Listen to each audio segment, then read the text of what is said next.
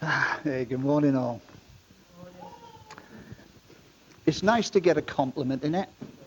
I mean, obviously I wouldn't know. Um, but I'm told it's nice to get a compliment. But it kind of depends where the source comes from, doesn't it? Can we turn that down a bit, Vicky? Are we all right? I mean, there's so much kind of fake flattery out there on things like Facebook, aren't there? You can put any selfie on there and people are going to pile in with how gorgeous you look. You put the picture of the world's ugliest baby on Facebook, and somebody will come in with, he's so cute. And you look at it, don't you? You think, well, he may grow up to be cute, but at the moment he looks more like Gollum. But where the source is reliable, it's good. And there's no more reliable source, I think, than God. And the greatest compliment, I think, ever paid to a human being by God is when God says of King David that you are a man after my own heart. Imagine, say, having that said to you, that you have a heart that is like God's. I mean, I could live off that one.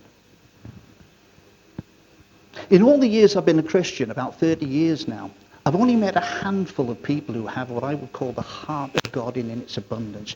I'm not talking about good people. You meet shed loads of them. Because all Christians should have something of the heart of Jesus. Because we're being transformed from the inside out. We should have something of that. But every now and then you meet somebody who's got the full deal. Top of my list at the moment, I suppose, would be a guy called Bill Wilson. Now, Bill is a 70-year-old New Yorker. And he heads up a ministry called Metro World Child. And when Bill's not driving the bus, bringing some of the kids into Sunday school, he's off tramping around the world, raising awareness and planting things for kids in difficult areas. He goes to the rubbish dumps of Manila and areas where there's starvation in Africa, India, where they kill Christian pastors on a regular basis. He goes to Somalia. He's been involved in negotiating release of kids from Boko Haram and so on. And when you talk to Bill, when you meet Bill and you talk to him, you don't see this guy who is just good. In fact, he's a bit like Marmite. He scares the socks off some people. But what you see is a bloke who is impressive. Bill is impressive. And that's because you know that he and God would get on well, because he has the same heart. And that's what I want to talk about this morning. I want to talk about the heart of Jesus. Because it's my belief that over the years, the church has done a pretty poor job, in presenting the heart of Jesus to the world. Not just in the way we live. And I think sometimes people out there, people in the world, people who are not Christians, will be very disappointed at Christians. They see us either as being irrelevant. We turn up at church on a Sunday and then disappear beneath the radar for the rest of the week. And if we pop up, we're bickering with each other or pointing the finger at people who are different. I don't mean that. I mean actually Jesus himself. Now, when I was at school, and now that's many years ago, obviously, there was none of this multi-faith stuff. All we had was, in religious education, was the Bible. We learned Christian stories. So I thought I knew guys from the Bible. I thought I knew Jesus. I thought I'd been introduced to him. But I realized that what I picked up on was more or less a kind of Hollywood Jesus. Do you know the one? Tall guy. Good looking. Although he's from the Middle East, he always seemed to be white with piercing blue eyes. Long brown hair, neatly trimmed beard, white nightie, open-soled sandals. Walked around the Middle East going, bless you, peace, love one another. Kind of this really nice guy. A sort of guy that he seemed to be a little bit like what we met in the 60s with the hippies. A nice guy. Solving the world's problems with peace, love, and have a flower. But not terribly impressive. I mean, a genuinely nice guy, but not as impressive as Bill Wilson. And what I've realized since I've been a Christian is that does Jesus a huge disservice. So what I want to do is to share a story with you that I think illustrates the heart of Jesus. It's one we use when the team go into prison. Now, when we're going into prison, we're working with, in the main, with guys who, no matter what they've done, armed robbery and all that kind of stuff, it's always, it's usually been on the back of drugs, alcohol, and so on. And lots of these guys have been brought up in some kind of church world, often in the Catholic Church. And they come in and they have this picture of Jesus, gentle Jesus, meek and mild. You know the one? And so it's a story that we use with them in order to illustrate what I think captures the heart of Jesus. The story comes from Mark's Gospel, chapter 5. Can we put the first thing up on there then? I've done a little bit of editing here because I want to speed it up a bit. But this is the story. They went across the lake to the region of the Gerasenes. When Jesus got out of the boat, a man with an evil spirit came from the tombs to meet him. This man lived in the tombs, and no one could bind him anymore, not even with a chain. For he'd often been chained hand and foot. But he tore the chains apart and broke the irons on his feet. No one was strong enough to subdue him. Night and day among the tombs and in the hills, he would cry out and cut himself with stones. When he saw Jesus from a distance, he ran and fell on his knees in front of him. He shouted at the top of his voice, "What do you want with me, Jesus, Son of the Most High God? Swear to God that you won't torture me." For Jesus had said to him, "Come out of this man, you evil spirit." Then Jesus asked him, "What is your name?" "My name is Legion," he replied, "for we are many." I've cut out a bit. Jesus then takes the demons, casts them into pigs. They all leap into the lake and drown. The word gets around. Guys come back, all the other people flock up, and we read this back in verse 15. When they came to Jesus, they saw the man who had been possessed by the legion of demons sitting there, dressed and in his right mind. They then asked Jesus to leave because people didn't particularly like the idea of Jesus messing with their world. And at the end of the story, we read this. As Jesus was getting into the boat, the man who had been demon-possessed begged to go with him. Jesus did not let him, but said, "Go home to your own people and tell them how much the Lord has done for you and how he has had mercy on you." So the man went away and began to tell in the Decapolis how much Jesus had done for him, and all the people were amazed. That's okay, Lynn? You can take that off. There's the story. First question here, in context, is what had Jesus been doing just before that? Well, apparently exactly what he said he'd come to do. He was preaching about the kingdom of heaven to the Jews. And he'd been doing it on the west side of the lake called the Sea of Galilee, in a Jewish area, in a town called Capernaum. And according to the gospel accounts, he's having tremendous success. Thousands of people flocking to get close to him. Applause. Everybody loves him. If we'd been one of the disciples those days, we'd have loved it. Wouldn't we? We'd have loved it. Like being a bodyguard to an A-list celebrity. This is what we signed up for as Christians. The applause, the acclaim, the good stuff. But one evening, Jesus says to the guys, "Get in the boat, we're going to go to the other side of the lake. The east side." Now I imagine that when Jesus said this to the disciples would have been a bit confused. And one of them, probably Peter, goes to Jesus and says, "Hang on, are you sure? Do we hear you right, boss? Go to the east side of the lake." Now, why would we do that? Do you know what's on the east side of the lake, Jesus? It's an area called the Gerasenes. It's not a Jewish area. It's a Gentile area of pig farmers. Come on, man, they're pagans over there. They worship other gods over there. They sacrifice to other gods over there. Now, why would we leave all this success on this side of the lake to go across there? How are they going to receive our message over there, eh? And Jesus might have said, I don't know, probably reject it. May hate it. May attack us. May try to kill us for all I know. However, that's where we're going. Now, are you getting in the boat or not? See, it's one thing that sometimes Christians forget. Oh, we're very good as Christians at putting our hands in the air and saying, "Oh, come on, Lord, fill me. Give me everything, Lord. You're the air I breathe. You are everything to me." And forgetting what comes next. See, there's a song that we sing sometimes here, and there's a line in it that says, "Break my heart for what breaks yours." Now, I sometimes wonder what would happen if God stopped it at that point and said, are you sure? Do you really want me to break your heart for the things that break mine? Are you up for that? Could you cope with that? See, because sometimes, although we might wave our hands in the air as much as we like, we forget that sometimes the heart of Jesus targets enemy territory. We'll leave the success on one side and head out of the comfort zone to where it costs you a bit. And I want to make that absolutely clear. If people here today say, yeah, I'd like more of the heart of Jesus, I'd like to connect with this heart of Jesus, don't think that you are connecting with something that's soft, pink, and fluffy. Jesus is real, and sometimes he will take you into enemy territory.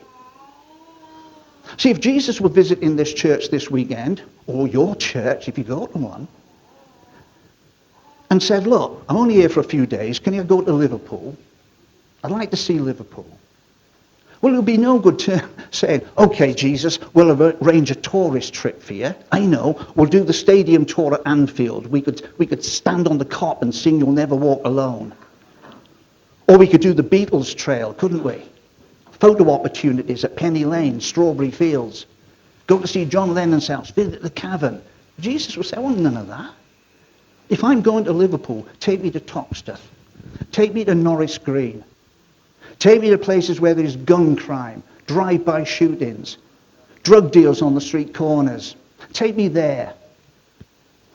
Take me where parents live in fear that their kids may not come home because of what they get embroiled in.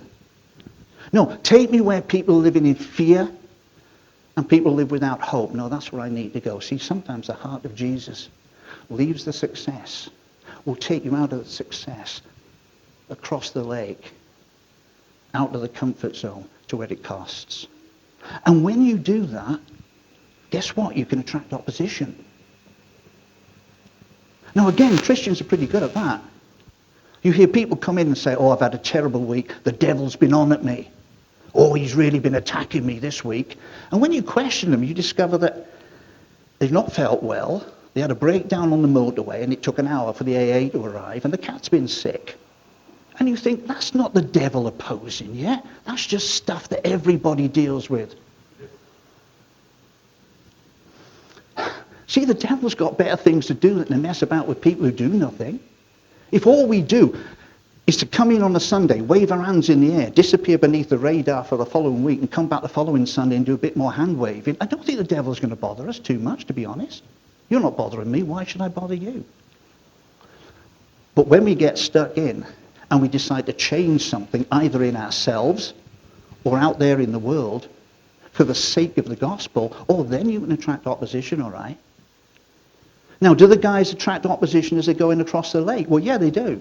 They get halfway across the lake, a big storm blows up, Jesus has gone to sleep in the boat, the disciples get panic-stricken about this storm. Now, was this opposition or was it coincidence? Well, I reckon it was opposition, because in the boat with Jesus that day were a lot of disciples who had been fishermen.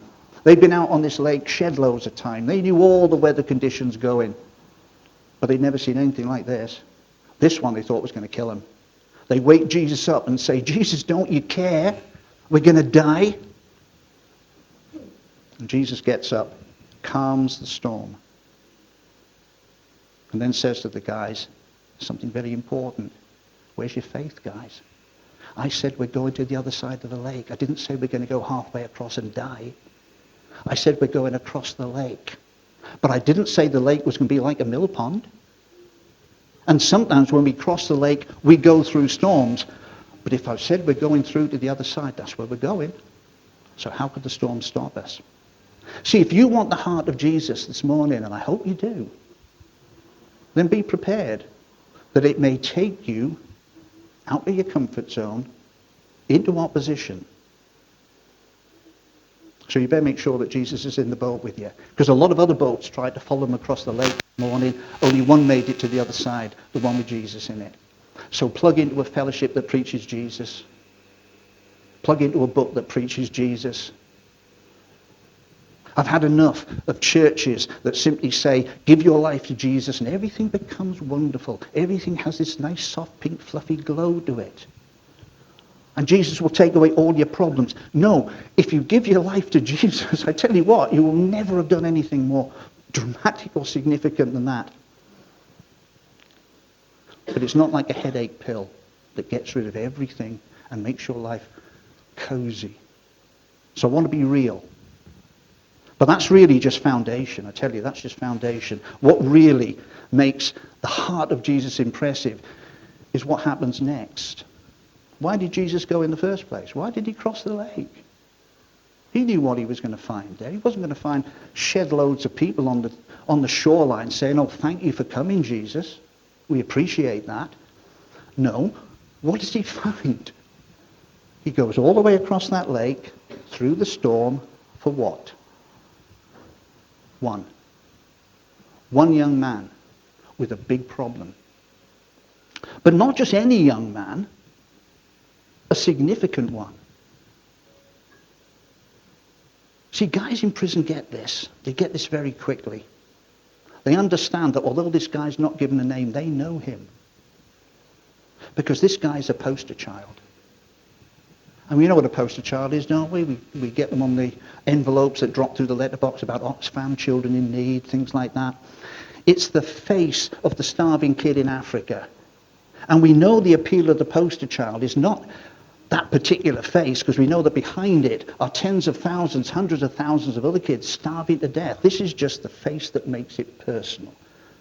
The face of the problem. And that's what this kid is. He's the face of a problem. Oh, not a problem of starvation, homelessness, but a bigger problem, a problem we all identify with, we all know. It's the problem of what it's like to live in a world separated from God. That's the problem. He's on one side of the lake, Jesus is on the other side of the lake, and he's separated from him. And he can't get that side, so Jesus has to come to him. Let me do Jamie's least favourite word here. Let me unpack a bit of that. Hates the word unpacking. But what is it that makes you say that this guy is a poster child for that problem? Well, the first thing is he's demon-possessed. Now, I don't go a great bundle on demons, I'll be honest with you. I think I can make perfectly rubbish decisions about my life without any help from anybody outside, thank you. I don't need any of that. But the net result of these demons that somehow, through the circumstances of his life, had got into his world was this. He led a controlled life. Now, I think that's probably why guys in prison get it very quickly. Because if you've been in any form of addiction, drugs or alcohol or anything, you know exactly what it's like to live a controlled life, don't you? You know exactly what it's like to have something that even speaks for you. But even if you've never been in any form of addiction, you know when you sit back from it what it's like to live a controlled life, because we've all lived it. Some of you live it still. That life controlled by something that's got into your world that was there from the beginning, and that something is called sin. Now, I don't mean sin as a kind of preachery word. I mean sin, that state of being separated from God. And you can't do anything about it. You're born that way. Think about it. You're not born connected to God, are you? And at one point in your life decide to pull a plug on it. It's the other way around. You're born separated from God, and at some point, every single person who's a Christian here this morning will be able to tell you there was a moment where you made a free choice, a personal choice, to connect back to God through faith in what Jesus did on the cross. And some of us, I can do that, other people I'm sure could tell you the time, the date, the circumstances that led up to that. That's what happens. But if you've never done that, you are separated from God. And if you're separated from God, of course, you're separated from the one who created you, who designed you, who loves you unconditionally, who has a plan and a purpose for your life. And if you're separated from the plan and the purpose for your life, it's no wonder that great chunks of the world out there seem to spend their lives wandering around in circles, wondering what the heck it's all about. Why am I here? Where am I going? What's all this life about? Well, it's not surprising. If you're separated from God, the plan and purpose for your life, it's going to feel that, isn't it? I'll share a picture with you we use in prison. Guys seem to get this. What life is like for the vast majority of people. And it's like driving a car around a huge Chinese city where you can't speak the language, you can't understand the road signs, and you've no map. But you're looking for somewhere that you believe is out there in this city. You're not quite sure what it looks like. You're just kind of hoping that if you bump into it, you'll recognize it. And that place has a name. It's called a place where I belong. And isn't that what drives people around life? Searching endlessly for this place where I belong, a place where I feel secure, a place where I feel loved, a place where I feel part of. It's what drives us. The trouble is we're not sure where it is. So we drive around this city and we head down this little road that turns out to be a road called lifestyle or materialism.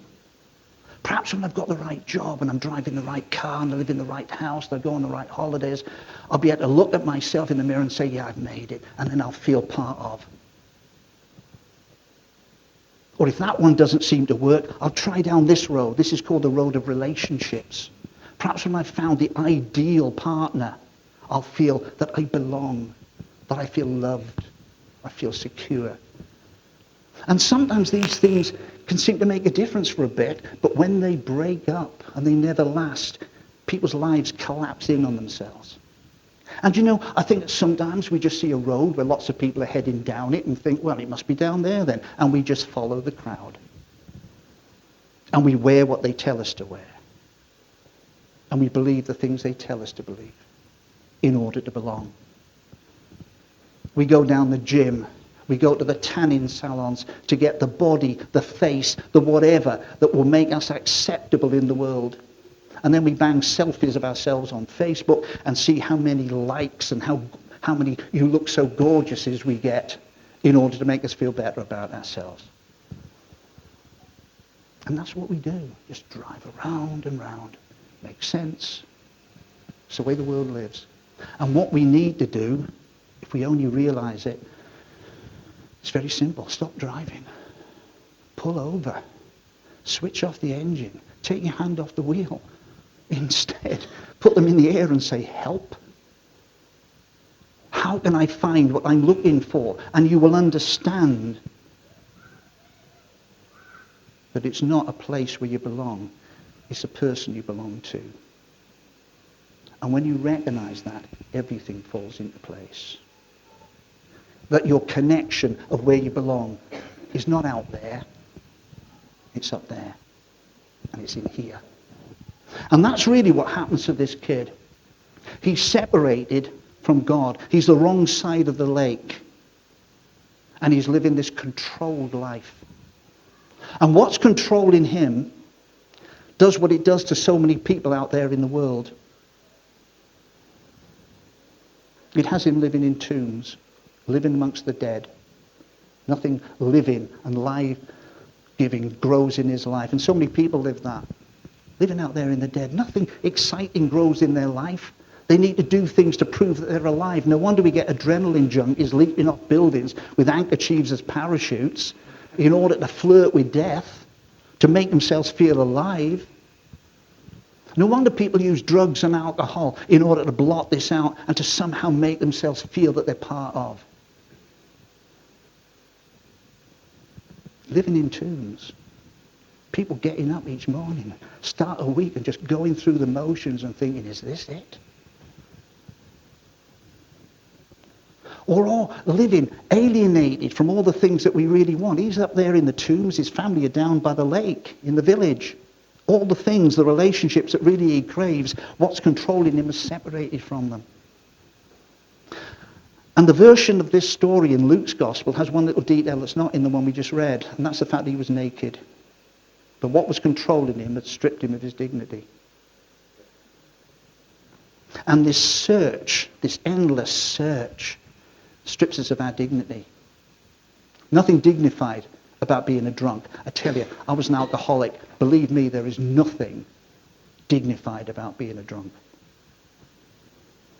There's nothing dignified about being a drug addict either. Guys in prison will tell you that. Nothing dignified about waking up in some crap bit again in Liverpool with a needle in your groin. Nothing dignified at all. But then there's nothing dignified about this search for relationships. Watch Jeremy Kyle.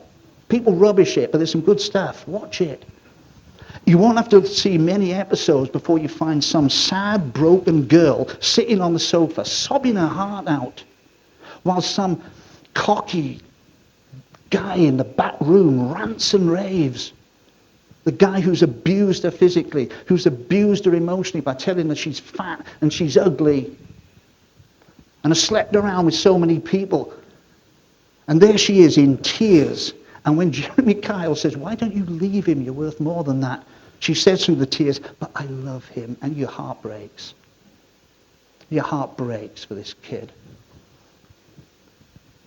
With so little self-worth, so little self-respect, that they'll go anywhere just to find this place where you belong.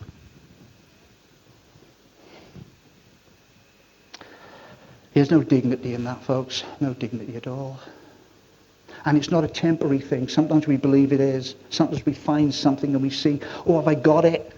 It's probably why at the end of all these, like the Manchester bombing at the arena, and everybody for a bit gets together with flowers and candles and a concert with love at the center of it, and think, I feel part of, I feel like, why can't it be like this all the time? And then it separates. It's not a temporary thing, it's 24/7. This kid, it says, cried out day and night in the tombs. Day and night. And he cut himself with stones. He's a self-harmer. A lot of that in prison. Psychologists say that self-harming is a way of trying to take back control, even if it's only through the pain. See, this is this kid's life. It's extreme, I know, but you see parts of it in your own life. You see parts of it in the life out there. And now I want you to have a picture in your mind here that you'll never lose. A picture of a meeting between Jesus and this young man. But strip away all the bits that are not relevant. Get rid of the disciples. They're not important here. They're not about. Just push them to one side. And get rid of the Hollywood idea of Jesus. Not a man in a white nightie standing there, but a man who has crossed the lake, who has come through storms to stand 6 feet away from this kid, this scarred, naked kid. A man with a heart. A man with a heart that's full. The Bible says that Jesus came to give us life in all its fullness. A man who has come through the storms. A man who has left the comfort zone of heaven to come through the storms on earth for this one. You see why these guys in prison get who this one is, and so do you. You know who that one is. He came all this way to stand 6 feet away. And now we see something else about the heart of Jesus. The heart of Jesus gets angry. Not the sort of angry that some people would like to turn Jesus into, some kind of anti-establishment activist, or we'd be out there on the streets protesting about austerity or fracking or whatever floats your boat. Not that sort of anger, turning cars over. No, the heart of Jesus gets angry because it breaks because of compassion. That I've come all this way with a heart that's full and standing here facing a kid who has none of it. And you find the second thing about the heart of Jesus, don't you? The heart of Jesus cannot do nothing. It can't just walk away and say, I'll pray for you, brother.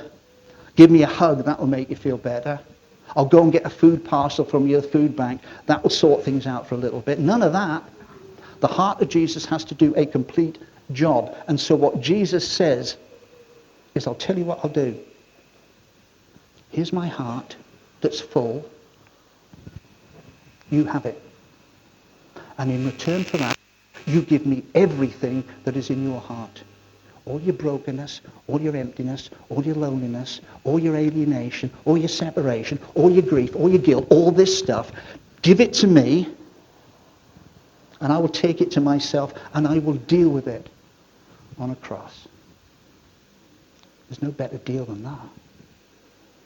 You have everything that I've got. And you give me everything that you are. And there's the divine exchange. See, I don't know if you get this, but this heart is impressive.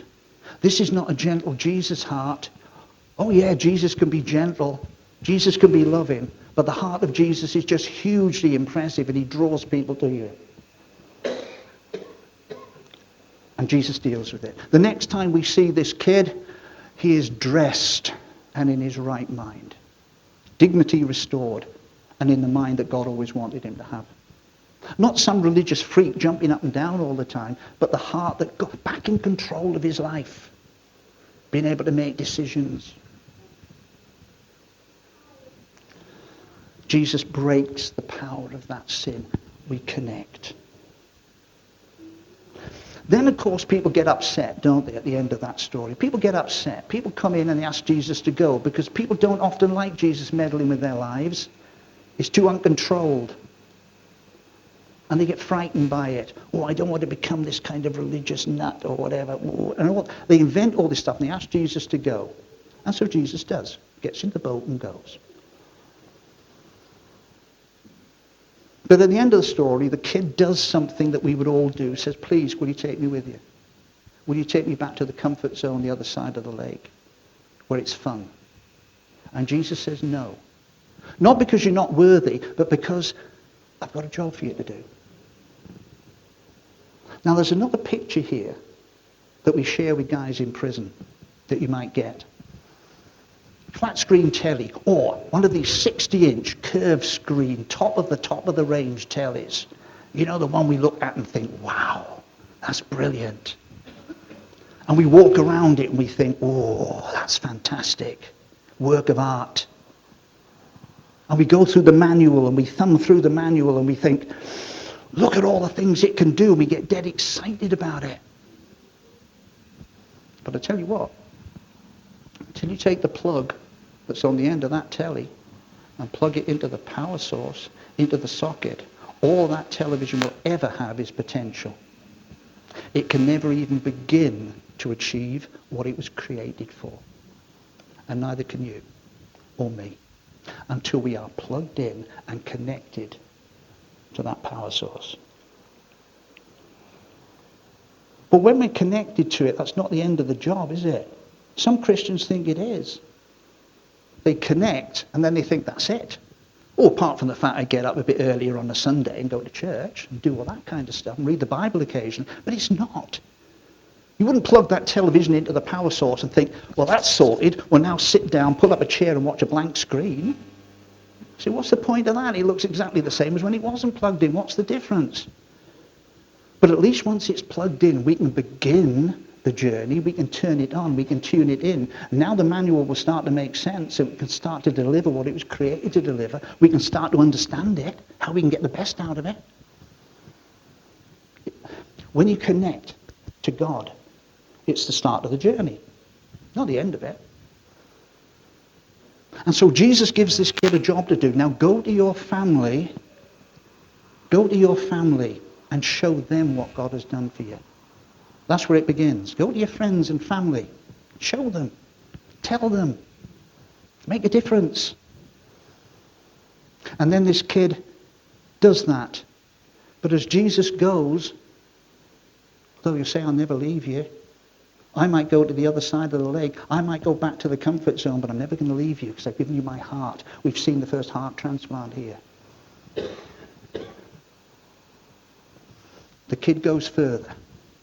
He goes further. He goes to what they call the Decapolis, which are 10 cities in the area of the Gerasenes. And he goes there because what's happened in him is too big to be contained in his own little world or in the world that he's placed in. And he has to break out and go. To go to these cities. Why? Because in those cities are poster kids just like him, scarred and naked, that he can go to and say, look, I was where you were. I've walked in your shoes. I know exactly who you are and what's going on in your mind. Look, I've got the scars to prove it. But those scars are healed Because one day I woke up thinking that today would be the same as every other day. Except this day was different. Because on that day, Jesus walked into my life and changed everything. So what's happened in him spills over out there to make a difference. And that's it. The heart of Jesus, folks. You can connect with nothing better than this, nothing more significant than this. It's not a nice, cozy, easy ride. Sit down, twiddle your thumbs. It's a life changer in every shape or form. And these people who got baptized this morning deserve huge credit for taking another step in that direction. And I'll finish with this. One final picture. My dad. He wasn't a bad man. He was a good guy. Honestly, he was a good guy. But he just didn't like the idea of being a father. He never called himself father for the whole of his life. Because the word meant something. It suggested a relationship. It suggested a responsibility. So he never called himself that. So therefore, he never did many fatherly things. So all the fatherly things that he did, I kind of stored up here. And one thing he did, I was about 5 or 6, I think. He took me, just me, to the football. The first big-time football match I saw. And we lived in North London at the time, so his team was Tottenham. So he took me to see the Spurs play at White Hart Lane. And we got off the tube and we walked towards the ground, holding my dad's hand. As you got closer to the ground, the crowds hemmed in, big people. And it started to be a bit threatening. It started to get a little hanging onto that hand a bit tighter. And so my dad did what dads do. As I put my hands up, and sometimes, by the way, if you're a bit freaked out by people, Pentecostals, Christians putting their hands in the air, sometimes it's nothing more than that. You put your hand in the air. And when you put your hands in the air, what father can resist? Leading down to pick you up. And that's what my dad did. Pick me up, put me on his shoulders. And when you're lifted up by your father, you're lifted above the threat. And suddenly, you can see further beyond it. You can see the ground, you can see the turnstiles, and the excitement rises. That's what happens here. This kid connects with Jesus. He couldn't get across the lake. So Jesus on the other side of the lake came to him. We couldn't connect with God, so Jesus came to us. And you surely know who that one is that he came for, don't you? You do. And he took him and he lifted him up and he pointed him in the direction of the plan and purpose for his life. And that's it. And that's what we're about this morning, folks, aren't we? I don't think I need to say any more than that, apart from simply to ask you to bow your heads. Just to bow your heads now as we close. Before I hand back over to Jamie. Let me just pray that, God, I thank you for that exchange. I thank you for that exchange. I thank you I accepted that exchange back in 1988. I just thank you for that, Lord. And I thank you for every person here who's made that choice. But you are impressive, Jesus. You are just hugely impressive. And when we connect to you, Lord, when we connect to you, it just makes sense. I mean, Jamie gave you that opportunity early on when we were taking communion. But if this makes a difference to you in what we've said this morning, God is interested in two groups of people here this morning. People who have never made that connection and everybody else. That's the two groups. And if you've thought about this and you're now in that first group, you have never made the connection with that heart of Jesus, then just invite you now. Just put your hand up. If you've never made the connection with that Jesus, put your hand up. We don't labor things in this church. We don't get keyboard players up there to create an atmosphere, to make things nice and simple. If you want Jesus, you want him. If you don't, you don't. and then for everybody else. If you want more of this heart, remember it's a process. If you want more, bear in mind there's a cost to it. But if you want more of this heart, that's fine. Again, just raise your hand. If you want more of the heart of God, make my heart more like yours. If you want that, you put your hand up. Nothing magical about putting your hand up. But it's an indication that you just want to go further. And for those people who put their hands up, we just pray, Lord, that you will bless them. You empower them. They know what they're doing here. They know the cost. They're prepared for that, Lord. And they will commit to knowing you, so you will be in the boat with them on this journey. And as you do that, may you grow in Christ. If you want to talk at the end of all this meeting, if you want to talk to me, you want to talk to Jamie or anything like that, then obviously do that. We're not going anywhere until you've gone. It's okay. But in the meantime, thank you for coming this morning, and just God bless you. God bless you all.